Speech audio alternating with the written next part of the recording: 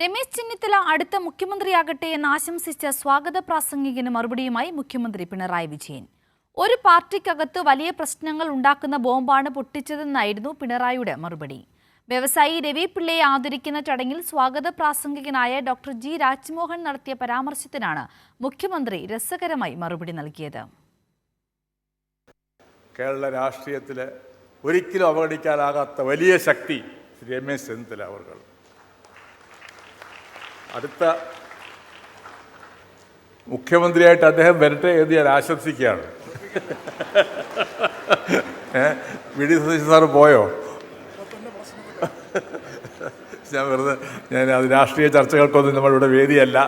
നമ്മുടെ സ്വാഗത പ്രാസംഗിനെ കുറിച്ചൊരു വാചകം പറഞ്ഞില്ലെങ്കിൽ അതൊരു മോശമായി തീരുമെന്ന് എനിക്ക് തോന്നുന്നു. അദ്ദേഹം രാഷ്ട്രീയമൊന്നും പറയുന്നില്ല എന്ന് പറഞ്ഞു. പക്ഷേ ഒരു പാർട്ടിക്കകത്ത് വലിയ പ്രശ്നങ്ങളുണ്ടാക്കുന്ന ഒരു വലിയ ബോംബാണ് അദ്ദേഹം പൊട്ടിച്ചത്.